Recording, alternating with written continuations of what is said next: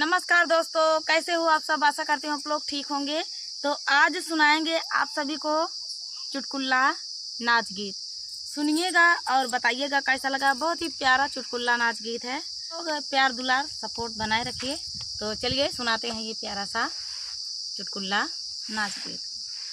अरे ऐसन सजनवा हमका मिले, जिया जरिगा हमार, जिया जरिगा हमार। अरे ऐसे सजनवा हमका मिले, जिया जरिगा हमार, जिया जरिगा हमारे। अरे बेड हमारे, गद्दा हमारे, बेड हमारे, गद्दा हमारे। अरे टूटा ही खाटिया सोवन चले, जिया जरिगा हमारे, जिया जरिगा हमारे। अरे टूटा झिलिंगवा सोवन चले, जिया जरिगा हमारे, जिया जरिगा हमारे। अरे ऐसे सजनवा हमका मिले, जिया जरिगा हमारे, जिया जरिगा हमारे। अरे थाली हमारे, लोटा हमारे, थाली हमारे, लोटा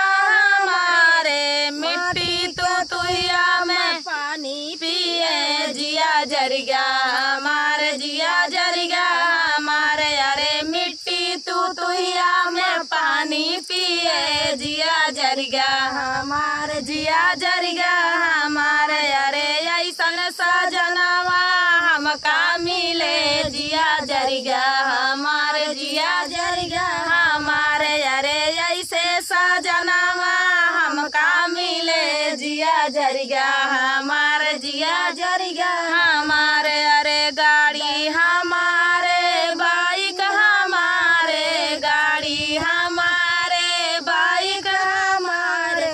साइकिल पे हम क्या बिठा के चले, जिया जरिगा हमारे, जिया जरिगा हमारे। अरे टूटी साइकिल पर बिठा के चले, जिया जरिगा हमारे, जिया जरिगा हमारे। अरे ऐसा सजनवा हमका मिले, जिया जरिगा हमारे, जिया जरिगा हमारे। अरे लड़का हमारे, लड़की हमारे, लड़का हमारे, बेटी हमारे। कुकुरी का पिलवा खेलाने चले, जिया जरिगा हमारे, जिया जरिगा हमारे। अरे कुकुरी का पिलवा खेलाने चले, जिया जरिगा हमारे, जिया जरिगा हमारे। अरे ऐसन सजनवा हमका मिले, जिया जरिगा हमारे, जिया जरिगा हमारे। अरे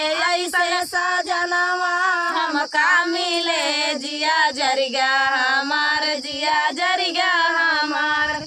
तो दोस्तों ये प्यारा सा चुटकुला नाच गीत आप सभी को कैसा लगा कमेंट में बताना दोस्तों। आशा नहीं उम्मीद भी है कि आप सभी को बहुत ही प्यारा गीत लगा होगा।